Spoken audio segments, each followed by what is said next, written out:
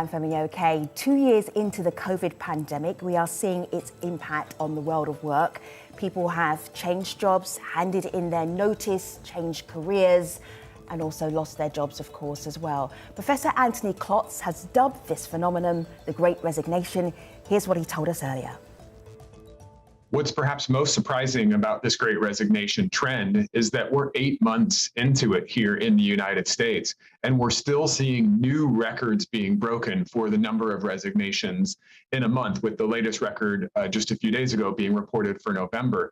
And so the takeaway from this, what it tells us is part of what we already knew, and that turnover is contagious. And a lot of this turnover is being driven by frontline workers, by industries such as retail, food service, and healthcare. And so another takeaway is that when turnover starts in those industries, it's important to take steps to stop it as soon as possible, because the more resignations that happen, the more stress that creates on remaining workers, and the cycle continues and grows bigger and bigger. Why is this happening? What is going on? Is it global? 3 questions our guests will be able to answer. Sadal, Hee-jung, Rani, welcome to the stream. So good to have you. Sadal, please introduce yourself to our stream audience. It's so good to be with you. I am on the faculty of the Harvard Business School. My name is Sadal, and the author of Remote Work Revolution, Succeeding from Anywhere. And my work sits at the intersection of work, technology, and organizations. And I am a student of work and thrilled to be with you today. So good to have you. Hee-jung, welcome to the stream. Please introduce yourself to our international audience. Tell them what your expertise is. Thanks for having me. I'm Hee-jung Chung. I'm professor in sociology and social policy at the University of Kent, UK. I'm also the author of an upcoming book, The Flexibility Paradox, Why Flexible Working Leads to Self-Exploitation. So I'm a labor sociologist. I love anything to do with labor markets. And in this book specifically, I look at issues around flexible working, work-life balance, and also importantly, gender equality and what flexible working can do for gender equality. All right, good to have you. Hello there, Rani. Good to have you here on the stream. Please introduce yourself to our viewers around the world. Thank you so much for having me on. My name is Rani. I am a former marketing manager. I've been working in the technology industry for the last 15 years. And I recently left my job last year. And thank you so much for having me on and the opportunity to share my story with everyone. All right, so ladies, guess. I like the way that Professor Klotz, in 3 words, described a phenomenon that is happening right now, the Great Resignation. Sadal, do you like that phrase? Would you change it? I'm going to ask all 3 of you this. What's going on? I love that phrase because it describes the phenomenon that we're seeing the world over. And it also describes that the Great Resignation is happening because of the Great Recognition. People want better jobs, better arrangements, better wages, and better managers. And because we've been in the middle of this global cataclysmic pandemic, the tolerance for inadequate work scenarios has gone down. So the Great Resignation is very, very apt. Hee-jung, would you change the phrase? Would you adapt it, tweak it a little bit? No, I also love this phase because I think we're really at a turning point in terms of what work means, what work-life balance should look like, what work culture should look like. And as Sadal said, it's like the Great Resignation, what it really pinpoints to, it's not just like a little fluke, or you're not going to be seeing an end of this in the next couple of months. I mean, maybe not even at the end of pandemic, whenever that may be, but it is something that is really, hopefully, fundamentally going to change the way we see things, the way we work, and the way we live our lives specifically. But I think more importantly, we have to think about this as an opportunity that needs to be worked at for it to work. Rani, do you feel you're in a trend? Do you feel that when you quit, you were part of a trend of other people quitting too? My personal story was a little bit different. So I didn't quite, I left my job in a little bit before the big trend of the Great Resignation happened. So it was a little bit different for me at that time. And so I would say that the Great Resignation is an apt term for it. Beyond the Great Resignation, though, I also believe that a lot of workers today are also going through a reassessment as well. So in addition to the Great Resignation, I would also categorize this as a reassessment, a great reassessment, as well as a great repudiation as well. So I think with the pandemic, we've all had the opportunity and time to really introspect on what it is that we want out of our lives and careers, if you will. Rani, I have a Twitter thread that is pinned at the top of your Twitter account. So many people have asked me, where are you going or what's next? Nothing is next. That's the whole point of quitting a job when you have PTSD from burnout. Rani, I want you to do this last line. Yeah. Say it. I am doing absolutely nothing. I love it. Do it one more time on camera so we can do it. See it again. Do it one more time. I am absolutely doing nothing. All right. What happened, Rani? What happened? Yeah, so before the peak of the pandemic, I already was experiencing seeds of burnout from my job. I was overworked, overexhausted, under-resourced. I also felt a length or kind of a length of job dissatisfaction, if you will.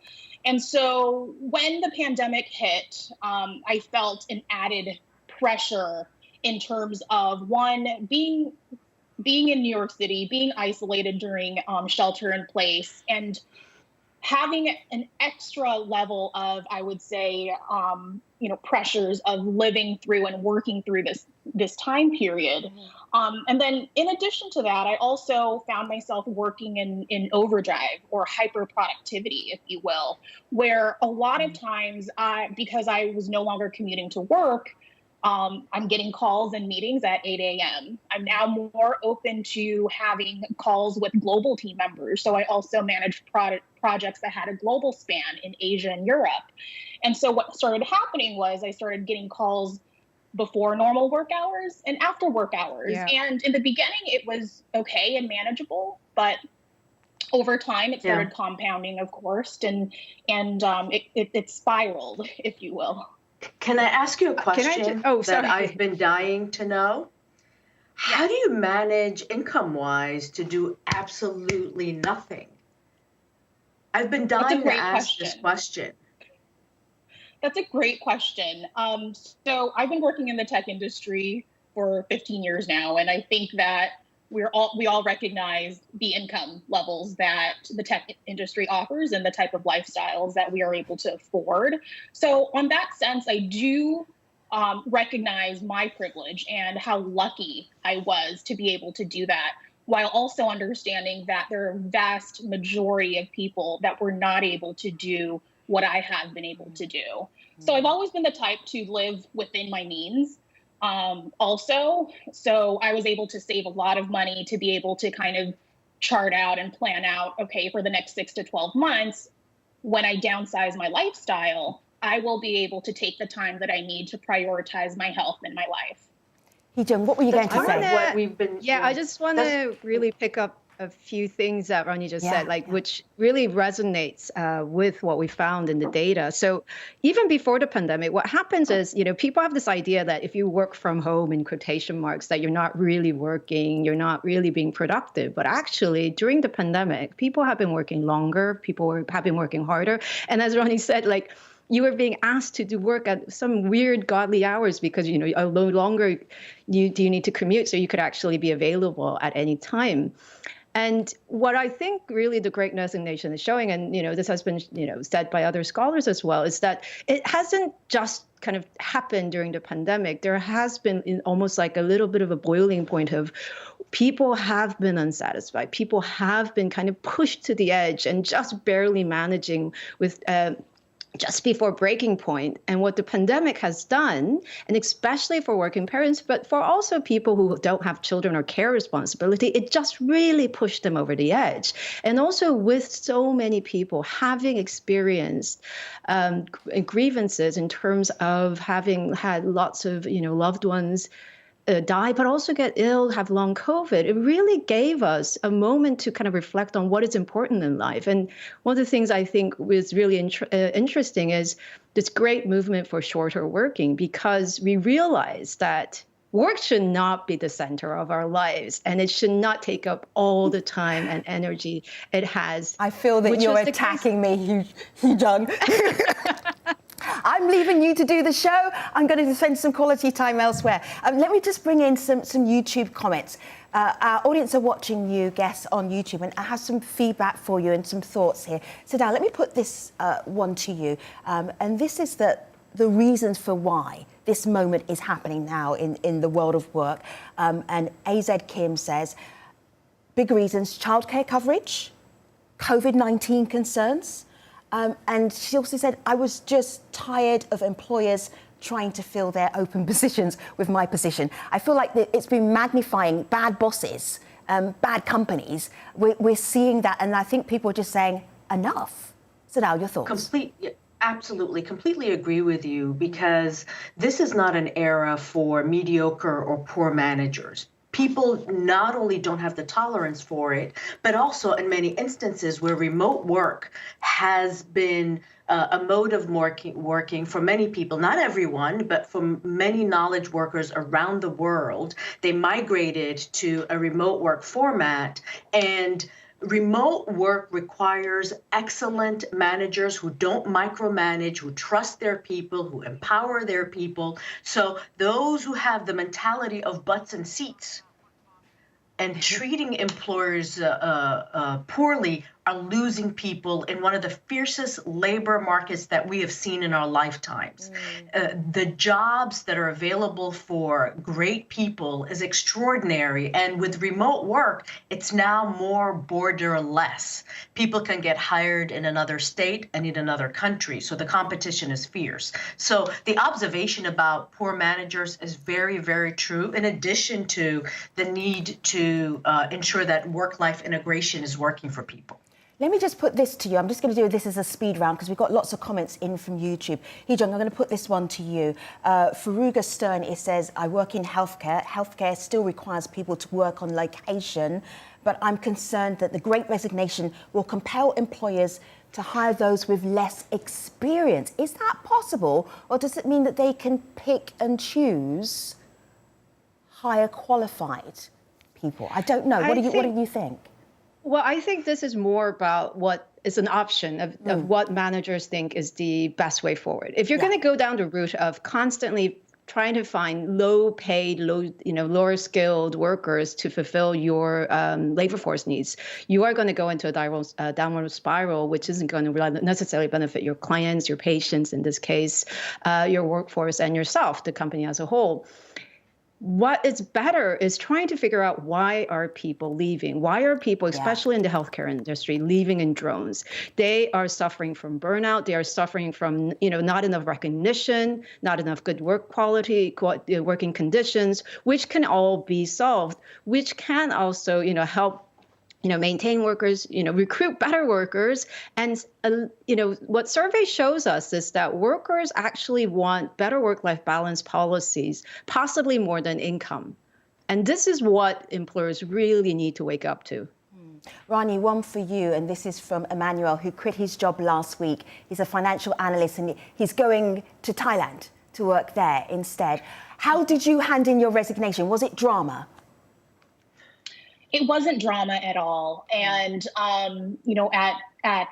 at my workplace, we have a really great team. And I did have a very empathetic manager and leader. And so it was a conversation that was a little bit emotional, if you will, since she was a very understanding manager from that perspective, and understanding that I was going through reprioritizing my life and my work around my health priorities, if you will.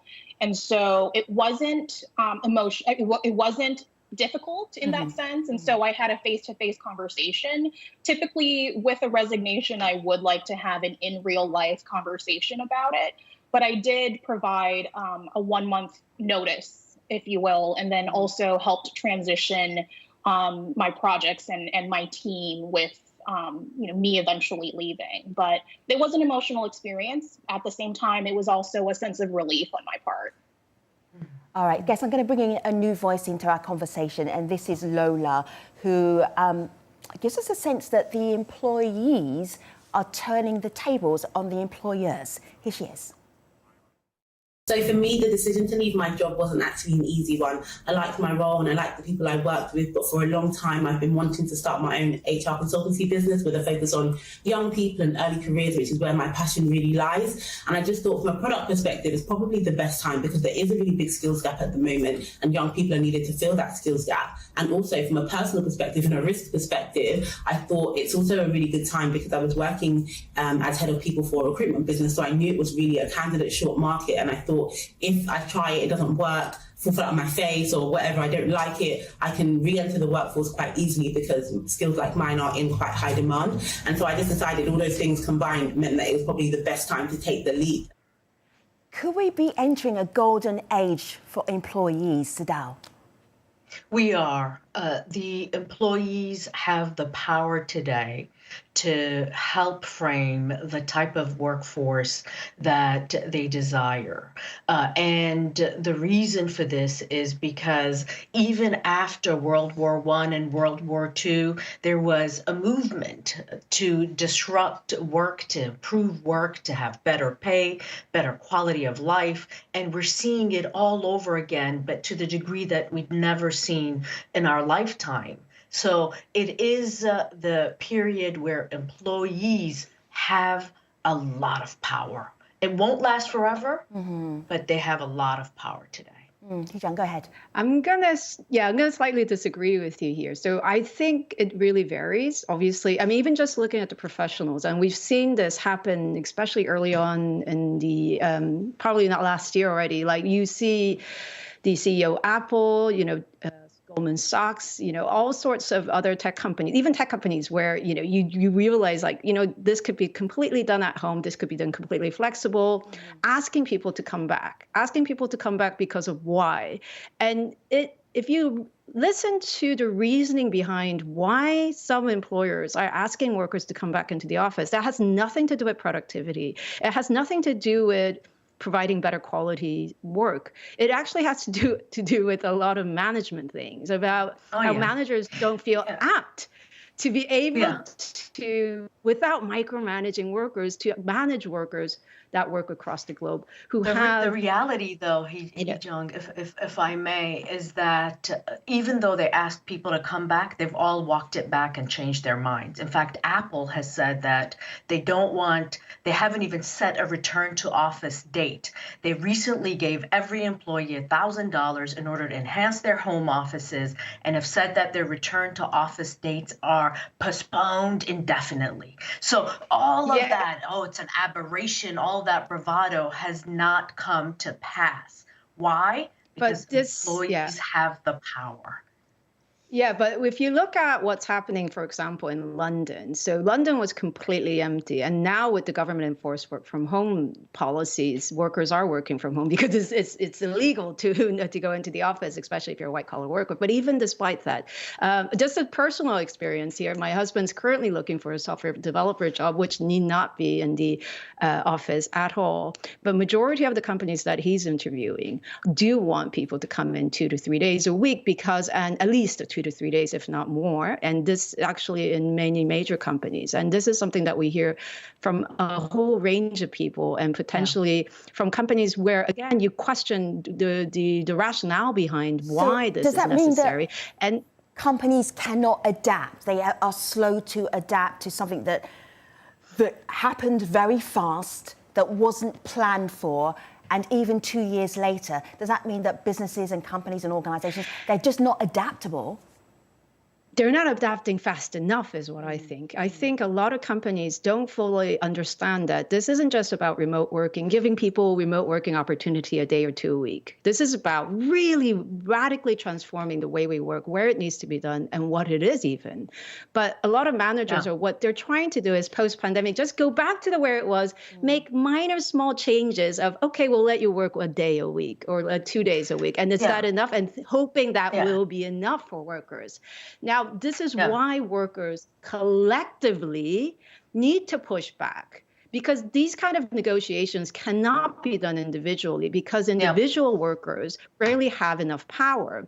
When only done collectively, and I'm not even talking within the company, possibly across different occupations and sectors, really push back to say, no, we are not going back because it is not beneficial for you nor me to do so. But I will say, though, if you look at the data, and I'm talking about data for the last 18, 19 months, and you survey employees across industries, across sectors, whether it's the Harvard Business School online survey or the Microsoft survey of 30,000 people, employees want hybrid work, which is a mix of in-person and remote work.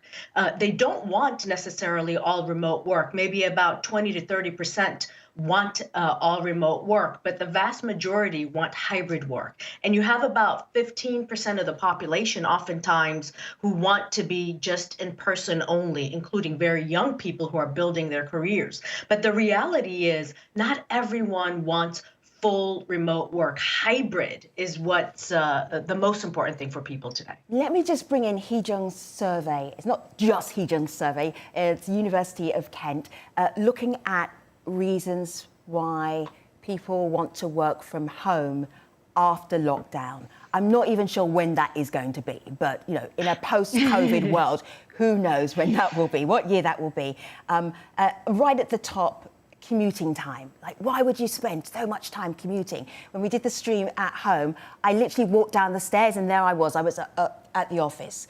Spend more time with the family. Employer likely to encourage me to work from home, be more productive. That's really interesting. That's right there in the middle. Fear of catching virus, I'm surprised that wasn't higher. For the environment, good point. Mental health reasons, Rani, I know you can speak to that for sure. Spend more time on other things. I think that is spend more time on other things. Physical health reasons. Rani, when you look for that next job, when you decide what that's going to be, do you want to be remote? Do you want to be in an office? What do you want to do? Yeah, I think something that hasn't been widely discussed is it's not so much, do I want hybrid work or do I want fully remote work? But I want the flexibility of one, I'm at the stage where I am prioritizing my health and I am prioritizing my mental health as well. So what I really need from employers is fair policies and consistent policies that also show me that when I do go back to work, that I will have systems and processes in place that will ensure both my physical safety. So if I am going back into an office environment, that I will be physically safe, not just in the office, but also on the way to the office. I know that's a little bit harder to control, of course. And then the second aspect is psychological safety as well, from a mental health aspect. What kind of benefits are going to enable me to ensure that I will have access to healthcare and ongoing healthcare that will allow me to, one, prioritize the things that I'm personally, kind of prioritizing in the sense of I'm now a 37-year-old woman, and now I have to kind of think about, am I one day going to have children? And those are the real types of things that a lot of women in my age group are thinking towards as well. And so, when I look at what is it that I really need and prioritize from an employer aspect, it's beyond, how am I going to work in an office environment or a hybrid environment or fully remote environment, but it's more so about what is going to ensure my physical and mental psychological safety. Mm-hmm.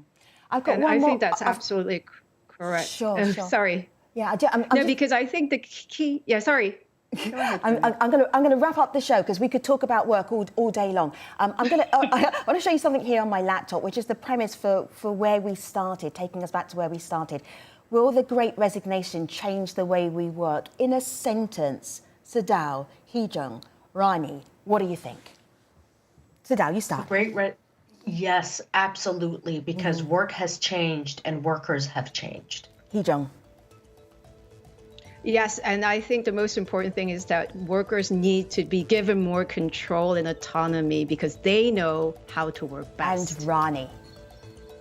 Yes, absolutely, 100%. It will change the way we work because now workers are able to use this time to introspect and prioritize what matters most. Yes, thank you so much. YouTubers, thank you so much for talking about the world of work and the impact of the Great Resignation. Thanks for watching. See you next time.